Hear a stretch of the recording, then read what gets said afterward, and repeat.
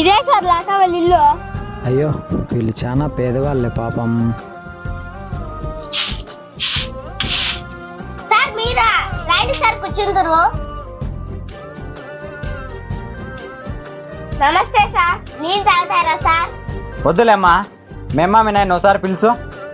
ఒక్క నిమిషం సార్. అన్నా మా స్కూల్ సార్ వచ్చినాడన్నా.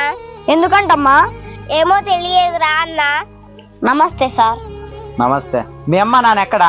మా అమ్మ నాన్న లేరు సార్. సరేలే, రేపటి నుంచి నీ చెల్లెల్ని స్కూల్ పంపించు. స్కూల్కి రావాలంటే 3 కిలోమీటర్లు నడిచి రావాలి సార్. పైగా అసలు రోజులు కూడా బాగోలేవు సార్, అందుకని పంపించలేదు సార్. అందుకనే నీ చెల్లెలు భవిష్యత్తు నాశనం చేస్తావా? అయితే మా ఊరి ఆడపిల్లలకు బస్ సౌకర్యం కల్పిస్తారా సార్?